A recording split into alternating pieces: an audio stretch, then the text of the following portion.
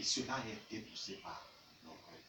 Ils ont pris l'arbre, le fruit de l'arbre, ils ont mangé, ils ont connu le bien et le mal, mais ils ne sont pas devenus comme Dieu. Ils n'ont pas connu avant qu'ils ne soient créés. Ils n'ont pas connu après, connu seulement l'instant-là. La gloire qui était sur eux, ils étaient revêtus par les vêtements que nous portons aujourd'hui. Ils étaient revêtus de la gloire. L'homme la mutilé sa femme. La femme ne voyait pas celle de l'homme. Mais ils n'avaient pas les vêtements. Alléluia. Ils ont perdu. Poser une ordre. Et c'est ce qu'ils continuent à chercher les voies et moyens. Quand ils voient une voie, ils mettent la semence. Nous savons, c'est vrai, on est en train de récolter maintenant. Mais on a mis la semence en terre, c'était au mois de février, au mars. Semence là qui produit aujourd'hui. On a les pastèques, on a les oranges, on a dans bientôt cela les arrachés, dans bientôt. C'est cette semence. Elle est toute petite, insignifiante. Quand elle commence à produire, elle commence à nous faire dans notre cœur, on dit, penser qu'on est. Il faut pousser à dire que il n'y a qu'un seul qui est je suis. On lit dans le livre du sage, la sagesse que l'auteur lui a donnée. Parlons de proverbe.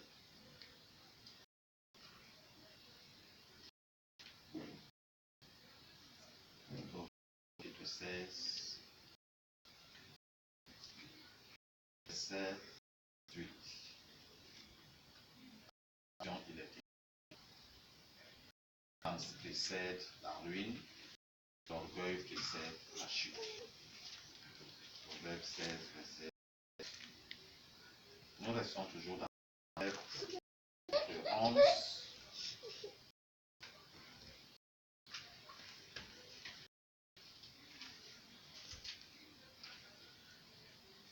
Proverbe chapitre 11, au verset 2. Il nous est dit, il faut seulement écouter pour nous faire aussi. Il est dit dans ma version, quand vient l'orgueil, vient aussi, mais la sagesse est avec les hommes. Toujours dans les proverbes, chapitre 18, verset 12, on dit, avant la ruine, le cœur de l'homme se montre fier, mais avant la gloire, trouve l'humilité. Et nous achevons dans le chapitre 22, verset 4, il nous est dit, le fruit de l'humilité, de la crainte de l'Éternel, c'est la richesse, la gloire et la gloire. Et nous vont dans le Testament, dans le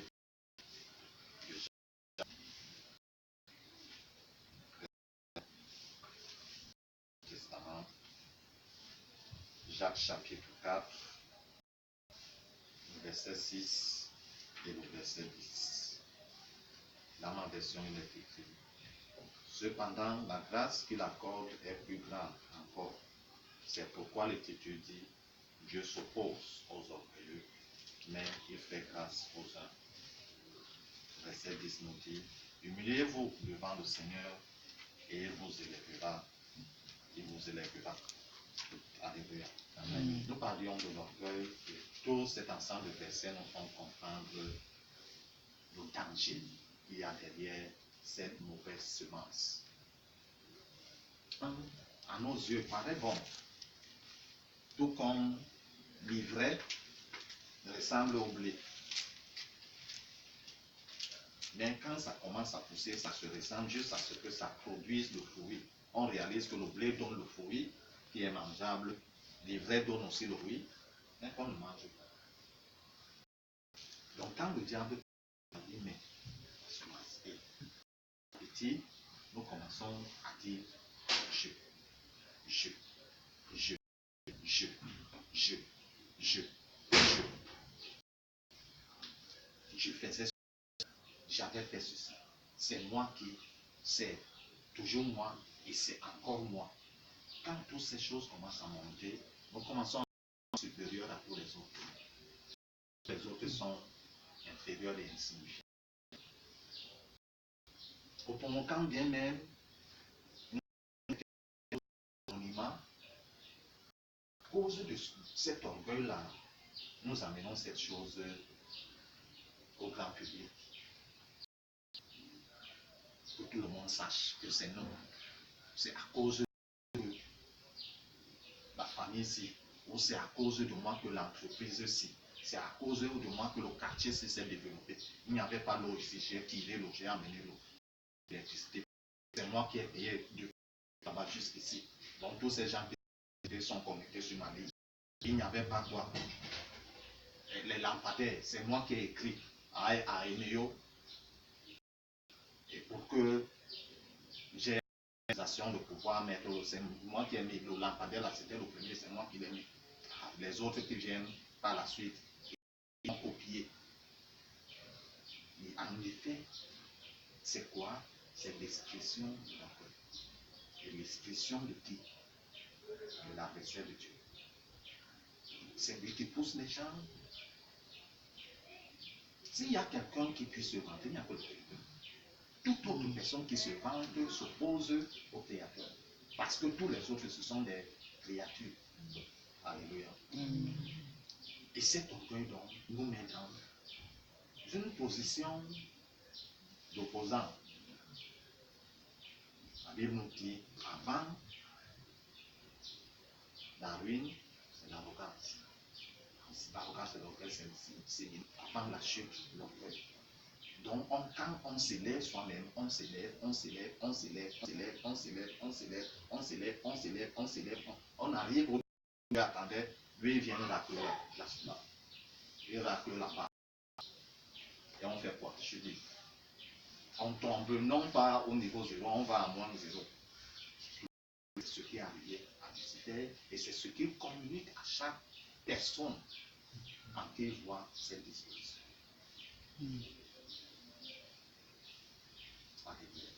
Et plus particulièrement lorsqu'on vient dans la chose de Dieu, dans la maison de Dieu, il trouve aussi des failles. Il trouve aussi ceux qui ont des dispositions. En effet, dans le milieu réveillé, on dit que nous tous nous sommes remplis du Saint-Esprit. Alléluia. Si tu as la révélation, moi aussi j'ai la révélation. Tu as le Saint-Esprit, j'ai le Saint-Esprit. Quand le pasteur dit que allons à gauche, on dit pourquoi. Et on sous-entend que c'est lui le leader, n'est-ce pas? C'est lui le berger. Quand le berger sort les brebis, est-ce qu'il y a une brebis qui lui dit que maintenant, là où tu nous amènes, ce n'est pas le vrai pâturage. C'est le pâturage qu'on a bouté hier. Tu nous amènes encore là-bas aujourd'hui. Est-ce qu'il y a une brebis qui dit cela? Les brebis font quoi? Suivre ceux. Mais on fait comprendre aux bergers, non, pasteur, aux évangélistes, aux prophètes, aux qui, quel que soit le titre, tu es en train de nous emmener là. Le Saint-Esprit m'a révélé que ce n'est pas là. Ça veut dire que le Saint-Esprit, plus que le berger, qu'on sous-entend être berger, n'est-ce pas? Ça veut dire qu'on est le berger au-dessus du berger. Au-dessus du berger et qu'on est la brebis, mais allons, va former toi-même. Alléluia. Amen. Donc, Dieu dit que faites comme ceci. On commence à réfléchir, on commence à raisonner. J'attends que le Saint-Esprit me révèle aussi, fasse ça. On est tous remplis du Saint-Esprit. Mais comme on a l'habitude de dire couramment, est-ce qu'il y a deux capitaines dans un bateau? Même si les deux ont le même grade, car si on les affecte à deux, en effet, on ne fait pas souvent comme ça. Mais si on les affecte à deux dans un même navire, l'un sera décalé et l'autre sera. Parce que si les deux sont en terre, l'autre dit cap nord, l'autre dit cap sud, ça va se diviser. Alléluia. Tout ce qui voit l'esprit dans le milieu réveillé, c'est beaucoup plus, encore plus subtil. On parle de l'orgueil spirituel. Plus subtil. On cherche à contrôler. Nous avons tous les dons du Saint-Esprit. Le fruit de l'esprit. pasteur, tu veux me dire, évangéliste, tu veux me dire. Dieu dit au leader à droite, l'autre ou les autres qui disent que non. On attend encore. Allons à droite lundi, on dit que non. Nous on attend. Il faut que le Saint-Esprit nous révèle que ce qu'il a dit au leader, c'est réellement. Et d'ici mercredi, ça devient quoi? On dit souvent que obéir lentement. À l'école, on nous disait que obéir lentement, c'est quoi? On va bien à l'école. Obéir lentement n'est pas obéir. C'est ce que, même à l'école, on nous enseigne cela. Quand tu obéis lentement, même avec tu lui obéis lentement, tu n'es plus dans l'obéissance. Et ce que je connais, en ce qui concerne la Bible, ce que je connais de Dieu, jamais que faire ceci, ça va donner ça. Il fait. C'est quand de faire, ah, c'était pour ça que Dieu m'a dit que je fasse comme ça. C'est là où il trouve l'intégrité, le pourquoi il t'a dit, mets le pas ici. Amen. Amen. Et quand la révélation qui vient, ne sait pas de quel Saint, ça fait qu'on dit lentement, et au moment d'obéir, Dieu n'est plus là. Lui, il a marqué un autre pas. Toi, tu marques ici, tu es en retard avec Dieu. C'est comme ça que Dieu a toujours agi.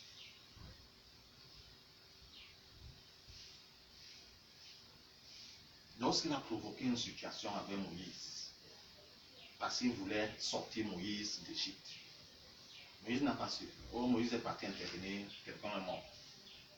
Et quand quelqu'un est mort, oh, Moïse a pris la fuite. Et c'est arrivé, Moïse arrive chez Jéthro, et de chez Jéthro, il part perdre le troupeau, et Dieu fait quoi? Dieu l'attire vers quelque chose. Il a vu un spectacle qu'il n'avait jamais vu. Un buisson qui brûle, mais ne se consume pas, ne se détruit pas. Il s'est approché. C'est là où Dieu lui fait comprendre que je suis le Dieu de tes ancêtres, Dieu d'Abraham, le Dieu d'Isaac, le Dieu de Jacob. Et lorsque l'orgueil est en train d'envahir notre territoire, on commence à poser des actes sans tout voir ou comprendre l'impact. Même jusqu'aux serviteurs de Dieu. Lorsque l'orgueil commence à gagner, il commence à faire des choses de Dieu. C'est-à-dire quoi? Il n'attend que la permission de Dieu. Il fait avant Dieu. Il fait après Dieu.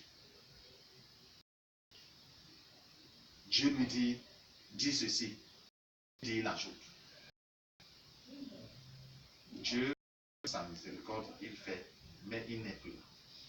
Ce qui est arrivé à moi. C'est vrai que c'est ce qui l'a poussé, parce qu'il l'a mis en colère. Il fait tel que Dieu lui a dit. Il a fait quelque chose. L'eau a quand même touché. Mais cela lui a valu quoi? Tu n'en fais pas. Il n'est pas entré dans cette terre où il a bien le peuple. Il y a plusieurs exemples dans la Bible. Saül, Dieu venait de l'introniser roi. Et Dieu lui dit au travers de la bouche du prophète Samuel, attends un nombre de jours et on fera ceci. Je ferai ceci, c'est le prophète qui devait faire.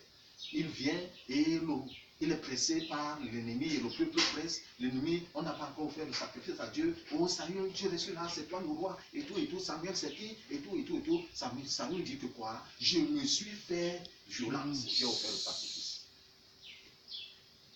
Je n'ai pas été de offrir le sacrifice. Quand même le sacrifice a été offert. Et cela lui a valu quoi? Royaume. Sa dynastie. Le seul qui a été roi, le reste n'a plus. Et c'est ce qui nous pousse aujourd'hui à faire des choses qui attirent sur nous l'opposition de Dieu. Nous avons dit tout à l'heure que quoi? Dieu s'oppose aux orgueilleux. S'oppose. Quand tu commences à s'opposer à toi, tu fais ceci, il s'oppose à toi. Tu fais pause. Mais quand on est réellement envahi par l'orgueil, on est chez nous. Je parle particulièrement dans le cadre de la maison de Dieu. Je ne parle pas de Dieu. Dans le cadre de Dieu. On sait dans notre cœur qu'on est Dieu. Mais on continue à miroiter aux gens qu'on est de Dieu. Dieu ne se prend pas de ses dons. S'il t'a donné le don, il va fonctionner. Mais toi, tel que le don se fonctionne, ce n'est que cela. Je ne suis pas avec Dieu. Mais tu continues à faire quoi? Miroiter aux autres, aux fidèles que tu es encore avec Dieu. Donc, comme on va prendre le feu étranger, il ramène le feu là, étranger dans la maison de Dieu, et les choses continuent, quelquefois même plus que ça ne se passe. Et les gens sont là, oh gloire à Dieu, là. Dieu ne se met pas. Alléluia. Dieu, il dit qu'il ne partage pas sa gloire avec son. Quand ce n'est pas lui, quand ce n'est pas fait en son temps, il n'est plus là. Se fait en son temps, soit on le fait. Et l'orgueil nous pousse à des situations au fond que nous récoltons nous-mêmes. Et Dieu attire notre attention. Et écoutons, et bien entendu, les spectateurs qui nous écouteront par la suite, à nous faire comprendre que l'humilité est un fruit de l'esprit. Il n'y a pas un fruit de l'esprit. Mais c'est une sans laquelle la vie chrétienne n'a aucun sens. Amen. L'obéissance est un fruit de l'esprit. Mais c'est une laquelle ta vie et ta foi chrétienne remplie du Saint-Esprit et de parler en langue depuis 10 000 siècles. Et vive. Alléluia. Dieu, de l'humanité, la première règle de l'obéissance. C'est vrai, Dieu est amour. Mais la première règle avec Dieu, c'est l'obéissance. C'est quand tu obéis que Dieu t'amène à le pourquoi tu as obéi. Ce n'est pas, comment dire cela, tu ne peux pas vous régner cela. Parce que c'est les faits vrais de quand on était témoins, de quand en seront davantage témoins. Pendant que nous étions ici derrière le lycée, la cité épargnée, et que Dieu, on priait, on était réunis, on était souvent 7, quelquefois 10, on était réunis, et Dieu, on faisait, et Dieu nous éclairait. Mais Dieu nous avait fait comprendre que l'école ne finit pas. Il nous emmène à un autre niveau d'école. Et on a continué à prier ensemble jusqu'à ce que Dieu nous crée une situation, une circonstance, on parvient à connaître notre ministère. Quand on arrive, quand on était encore homme de Dieu, Dieu nous fait comprendre que c'est ici la nouvelle classe. On est venu et on s'est assis comme des élèves. Mon épouse et moi, nous sommes mis à écrire, à prendre les leçons d'une nouvelle école ou d'une nouvelle classe. Ceux qui étaient avec nous, on a partagé avec eux. Donc quand on s'est dit, on comptait, on est allé. En effet, on avait 10 chaises. En dehors des fauteuils de la maison, on avait 10 chaises. On a pris, j'ai pris cela un dimanche, nous sommes partis d'après-midi. Et pour dire quoi? Là où le ministère, là, vous avez fait les portes, se m'asseoir pendant le nombre de temps que Dieu a voulu.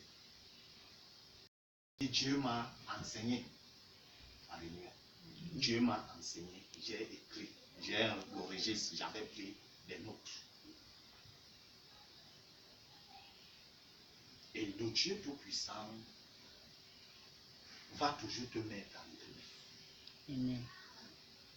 Soit tu, soit que soit un enfant, que tu sois un serviteur, il te mettra toujours à l'épreuve pour éprouver quoi? L'obéissance. Et pour te séparer de toi l'orgueil et bâtir en toi l'humilité. Ah, j'allais dire que ce serviteur de Dieu, en fait, il vient de commencer. En plus, il est mon petit frère. En plus et en plus, j'allais mettre beaucoup de calme de mon orgueil qui devait m'empêcher de connaître ce que Dieu m'a permis de connaître pendant ce temps. Mais par la grâce de Dieu, j'ai enlevé ces cadres-là. Je suis rentré dans l'humilité. Et plusieurs se sont moqués de nous. Plusieurs se sont moqués. Et ils ont fermé. On verra encore. Alléluia. Mais quand on est à la cile, pour aller au C, revient-il? Non. Qu'est-ce qu'il a passé? Mais comment on dit qu'il n'est plus au C? Donc on le remet, il a fallu ce temps où Dieu nous a brisés, nous a humiliés, si on peut dire ainsi. De faire de nous ce que nous sommes. Alléluia. Tous ces Dieu a fait celui-là qui était passé par Dieu. C'est comme ça que ça se passe. À un moment humilié, il te fait devenir rien, même devant ceux qui conduisent. En effet, nous sommes allés sur même on pouvait dire, nous sommes assis sur les mêmes bancs que. Alléluia. Nous prenions et eux aussi prenaient. C'était bizarre aux yeux humains, mais aux yeux de Dieu. Amen. Chaque moment un peu plus, chaque moment un peu plus, chaque moment un peu plus. Quand le temps est arrivé, Dieu a dit ok, maintenant tu as compris, tu peux le prendre. Bon, le ministère a été fermé, mais le ministère, Dieu l'a réouvert. Mais il ne l'a pas réouvert au niveau où c'était. Il l'a réouvert à une dimension plus grande. Il dit qu'il accorde une grâce plus excellente. À qui? Celui qui se loue. Mais celui qui s'élève, comme le Seigneur Jésus a dit dans les évangiles, celui qui s'élève lui-même. Mais c'est celui qui se rabaisse qui sera quoi?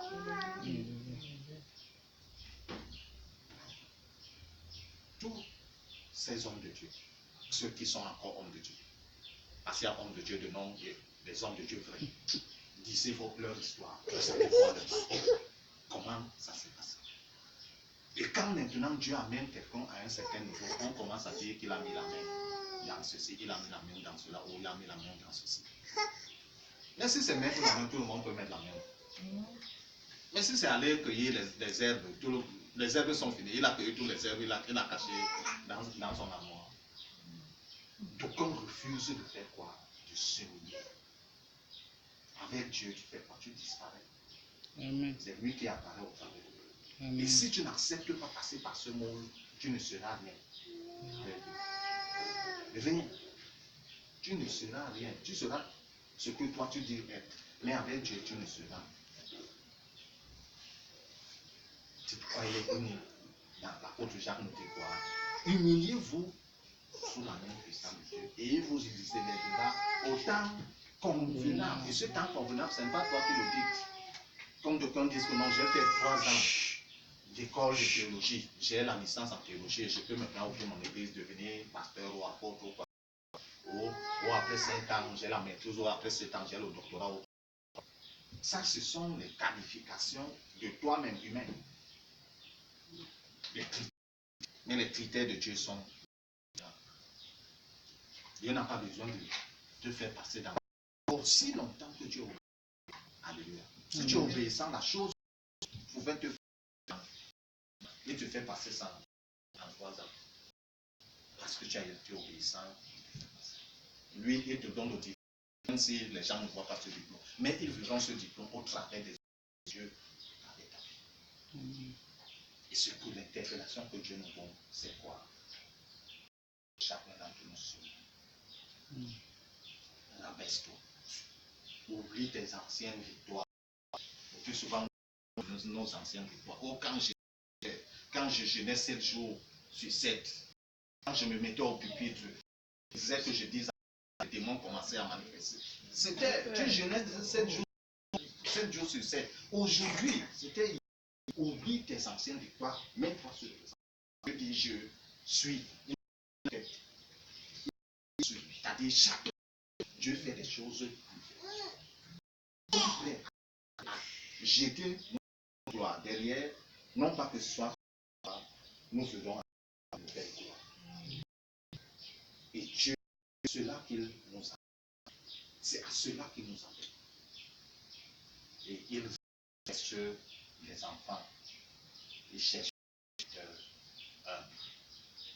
qui ont accepté être humiliés par Dieu, qui ont accepté être brisés par Dieu, qui ont accepté être effacés par Dieu, afin que Dieu réécrive leur histoire.